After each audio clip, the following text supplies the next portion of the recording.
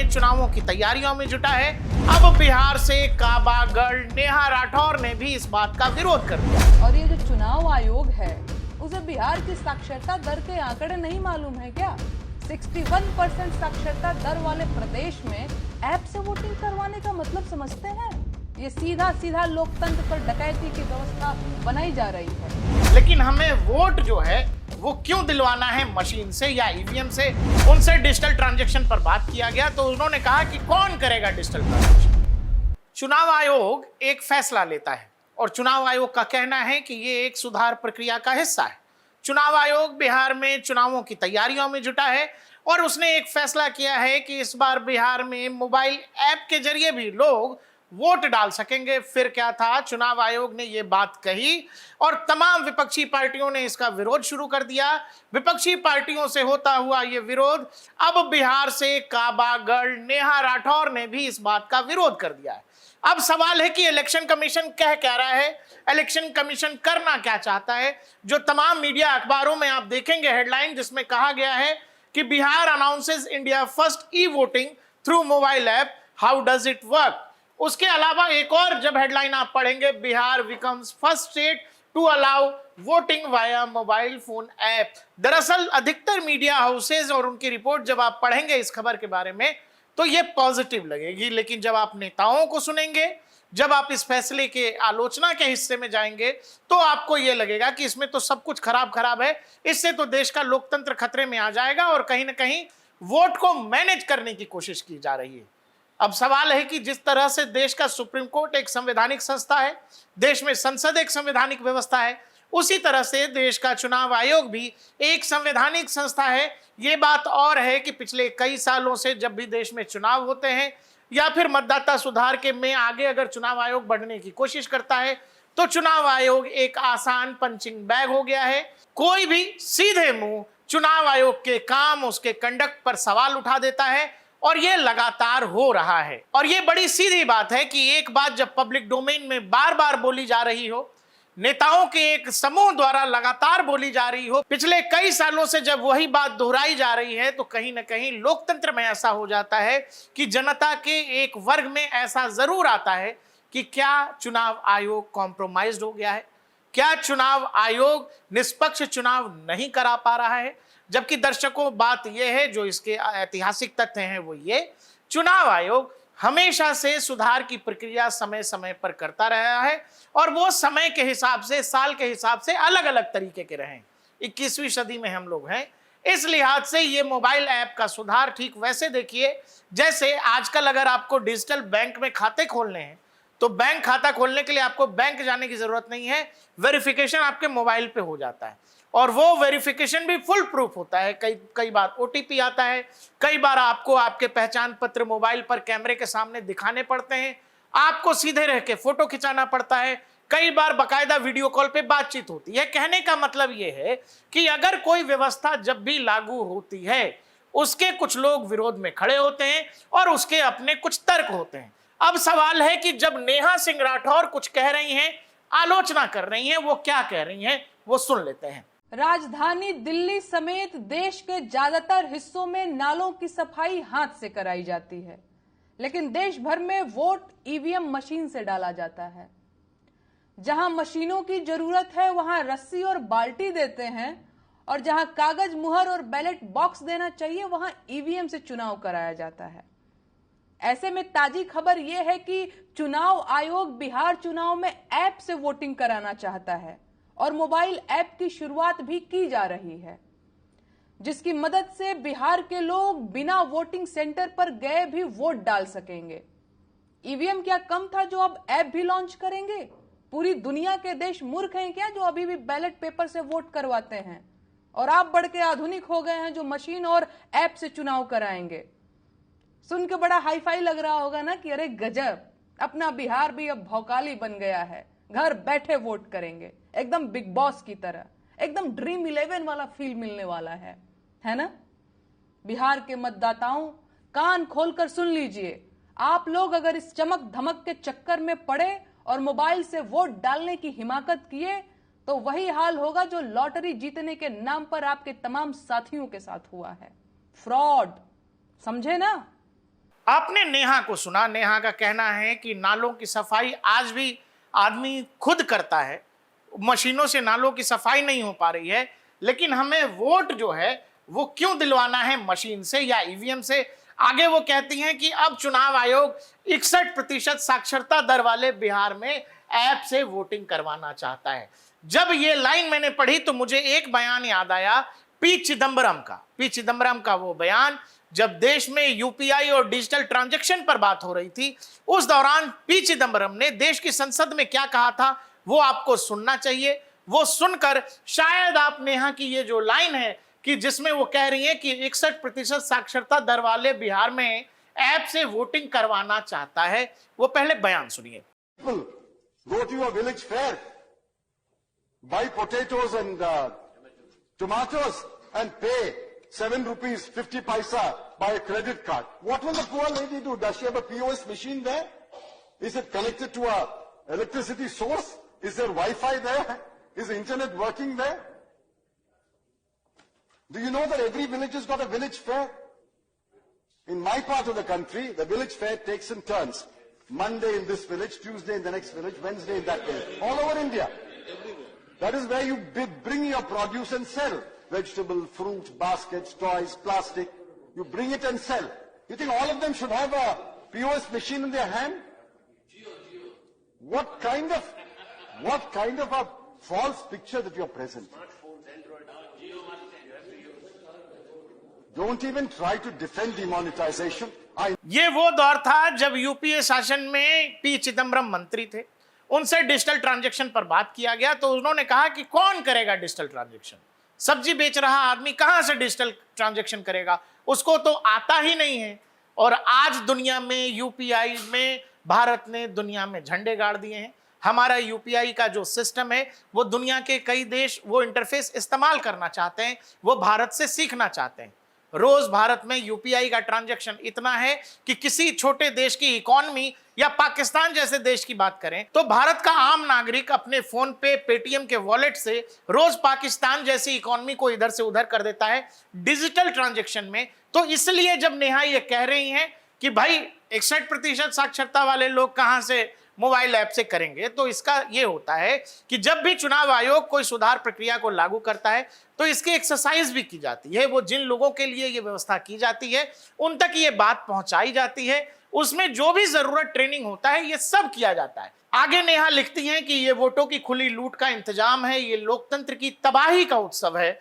आगे फिर लिखती हैं कि जब तक देश भर में के नालों की सफाई मशीनों और रोबोट से नहीं शुरू होगी, सफाई कर्मियों के जहरीली गैसों और नालों में डूबकर मरने की खबरें आना बंद नहीं होंगी, तब तक इस देश में ईवीएम और ऑनलाइन ऐप से वोटिंग देश की जनता के साथ ठगी है, हराम है। सवाल है कि नेहा का जो कंसर्न है सफाई कर्मियों को लेकर, वो कंसर्न तो अपनी जगह सही है, लेकिन इसमें दोनों ही दो बातों को जोड़ना बिल्कुल अलग बात है। एक वोटिंग सिस्टम जिसमें सुधार की बात समय समय पर चुनाव आयोग पहले भी करता रहा है, ऐसे में सफाई कर्मियों की बात करना मेरे समझ में नहीं आ रही है। दूसरा, बिहार में विधानसभा चुनाव में जो मतदान प्रतिशत है, अगर आप पिछले 5 विधानसभा चुनाव में जो वोटिंग प्रतिशत है वो देखेंगे तो आपको समझ में आएगा कि आखिर चुनाव आयोग चुनाव दर चुनाव, हर चुनाव, वो चाहे लोकसभा का चुनाव हो या फिर किसी राज्य के विधानसभा का चुनाव हो, क्यों चुनाव आयोग अलग अलग तरीके की चीजें या प्लान्स के साथ चुनाव में उतरता है। जब आप ये विधानसभा के नंबर देखेंगे, जैसे 2020 में विधानसभा का प्रतिशत था, मतदान प्रतिशत 57%, 2015 में वो प्रतिशत था 56% और वही प्रतिशत 2010 में 52% और 2005 में 46% मतदान। जहां तक विधानसभा चुनाव या लोकसभा चुनाव में मतदान के प्रतिशत की बात है, तो अगर मतदान 60%, 65% या 70% के आसपास होता है तो एक डेमोक्रेसी के लिए ये एक हेल्दी प्रैक्टिस है। लेकिन बिहार जैसे राज्य में जब इतना लगभग देखिए 40% से ज्यादा मतदाता अपने वोटिंग अधिकारों का प्रयोग ही नहीं कर रहा है, तो कई बार देश में लोकतांत्रिक व्यवस्थाओं को ये फैसले करने पड़ते हैं। वोटर हो गया है आलसी। अगर किसी राज्य में 40% मतदाता नहीं निकल रहा है तो किन कारणों से नहीं निकल रहा है, इसके अलग अलग कारण हो सकते हैं। तो मतदाता तक अपनी पहुंच बनाने के लिए कई बार चुनाव आयोग इस तरह की व्यवस्थाएं लाता है। उसमें भी आपको यह पता है कि आजकल जो चैटबॉट ग्रोक है वो लोगों के बीच बड़ा पॉपुलर है, और जहां तक इंटरनेट और ट्विटर जीवियों का सवाल है, उनके बीच तो ग्रोक जबरदस्त पॉपुलर है। हमने नेहा ने जो सवाल उठाए थे, हमने वो चीजें ग्रोक से ही पूछ ली। हमने ग्रोक से यह सवाल किया कि बिहार में इंटरनेट के जरिए वोट डालने की जो व्यवस्था चुनाव आयोग करेगा, इसको डिटेल में समझाओ। और फिर जो ग्रोक ने हमें बताया, हम वही बात आपको बता देते हैं। इसमें वो सारी चीजें शामिल हैं जो आशंकाएं हैं लोगों की, जो संदेह है, जो इसका आलोचनात्मक पक्ष है, उसको लेकर भी ग्रोक ने जो जवाब दिया है वो देखने समझने वाली बात है। ग्रोक ने अपने जवाब में यह कहा कि बिहार में इंटरनेट के माध्यम से मतदान की व्यवस्था को लागू करने की योजना बिहार राज्य निर्वाचन आयोग ने शुरू की है। यह भारत में अपनी तरह का पहला प्रयोग है, जिसकी शुरुआत 28 जून 2025 को बिहार में कुछ नगर निगम और शहरी निकाय उपचुनाव में की गई है। यह सुविधा विशेष रूप से उन मतदाताओं के लिए है जो मतदान केंद्र तक नहीं पहुंच सकते। ध्यान दीजिएगा, यह सुविधा विशेष रूप से उन मतदाताओं के लिए है जो मतदान केंद्र तक नहीं पहुंच सकते, जैसे वरिष्ठ नागरिक, दिव्यांग, गर्भवती महिलाएं और बिहार से बाहर रहने वाले प्रवासी मतदाता। उसके बाद ग्रोक हमें यह बताता है, अलग अलग बिंदुओं में, अलग अलग पॉइंट्स में हमें समझाने की कोशिश कर रहा है कि लक्षित मतदाता समूह का मतलब ये कि आखिर इस तरह की व्यवस्था करके इलेक्शन कमीशन कौन से मतदाता को जो है टारगेट कर रहा है। तो टारगेट में यह कहा जा रहा है कौन लोग हैं जो इस मोबाइल एप्लीकेशन का इस्तेमाल करके वोट दे सकते हैं। तो उसमें पात्रता देखिए, 80 वर्ष से अधिक आयु के वरिष्ठ नागरिक, दिव्यांग, गर्भवती महिलाएं, असाध्य रोगों से पीड़ित मरीज और बिहार के बाहर कामकाज के लिए रहने वाले प्रवासी मतदाता। तो एक बात तो क्लियर है कि मोबाइल एप्लीकेशन द्वारा वोटिंग का इस्तेमाल केवल वो लोग कर सकेंगे जिनकी उम्र 80 से अधिक हो, वरिष्ठ नागरिक हो, दिव्यांग या फिर गर्भवती महिलाएं, असाध्य रोग से पीड़ित मरीज हो या फिर बिहार से बाहर काम धंधा देखने वाले लोग। दूसरा, मतदान प्रक्रिया को अधिक समावेशी, सुलभ और पारदर्शी बनाने के लिए यह व्यवस्था चुनाव आयोग लागू करना चाहता है। मोबाइल ऐप और तकनीक, ऐप का नाम है ई-सेक बिहार, बिहार राज्य निर्वाचन आयोग द्वारा विकसित किया गया है। प्लेटफॉर्म, यह एप्लीकेशन केवल एंड्रॉयड स्मार्टफोन पर उपलब्ध है। इसके लिए 5G या उससे ऊपर कनेक्शन की आवश्यकता होगी। ऐप को गूगल प्ले स्टोर, बिहार राज्य निर्वाचन आयोग की वेबसाइट से डाउनलोड किया जा सकता है। ऐप को centre for development of advance computing के सहयोग से विकसित किया गया है। सुरक्षा और पारदर्शिता की भी बात की गई है, जिसको लेकर लगातार सवाल उठाया जा रहा है। इसमें कहा गया है कि मतदान की गोपनीयता और सुरक्षा सुनिश्चित करने के लिए ब्लॉकचेन का उपयोग किया गया है। उसके बाद मतदाता की पहचान सत्यापित करने के लिए चेहरा पहचानने की तकनीक का उपयोग हुआ है।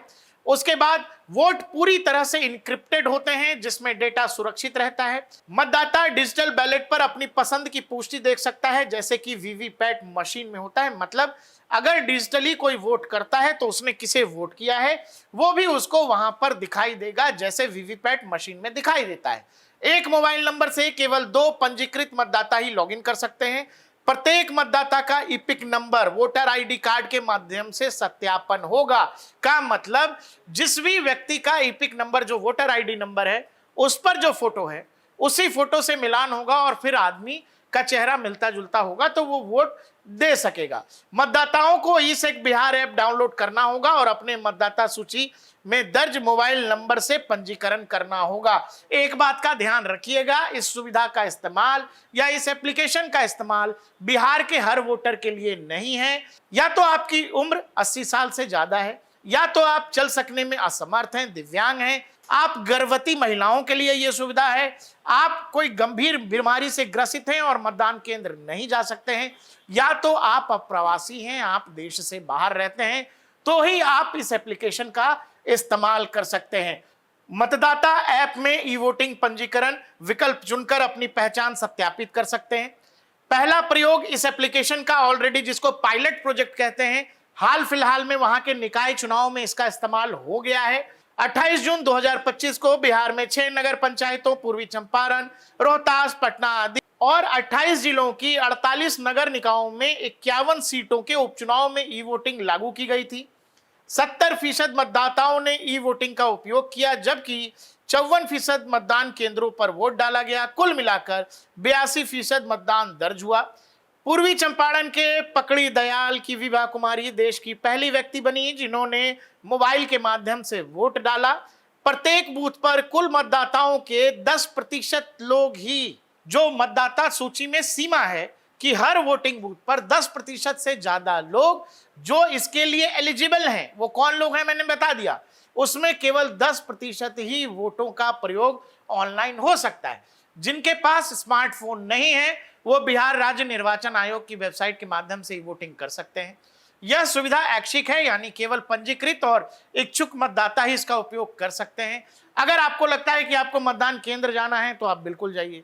अगर आपको लगता है कि आप नहीं जा सकते, आप असमर्थ हैं, आप देश से बाहर हैं, तो आप इसका इस्तेमाल कर सकते हैं। ई वोटिंग ऐप को बिहार विधानसभा चुनाव 2025 से कुछ महीने पहले लॉन्च किया गया है।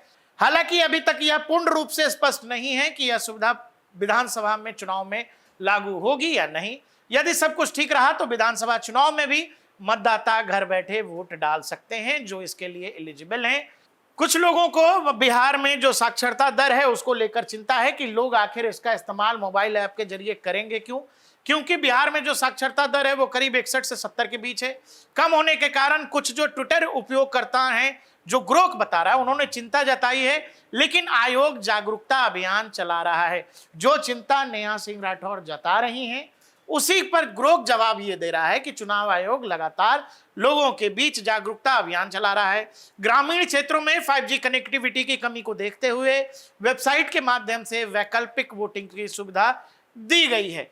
ग्रोक आगे कह रहा है कि कुछ ट्विटर पोस्ट पर ई वोटिंग को लेकर संदेह व्यक्त किया गया है, जैसे वोटों की लूट की आशंका, लेकिन ब्लॉकचेन और सत्यापन प्रक्रिया इसे सुरक्षित बनाती है। ये ग्रोक कह रहा है कि ये बिल्कुल फुल प्रूफ है। कहीं किसी तरह की धांधलेबाजी कर पाना इसमें मुश्किल है, क्योंकि वोटर को अपने चेहरे द्वारा बाकायदा सत्यापित करना पड़ता है वोटिंग से ठीक पहले।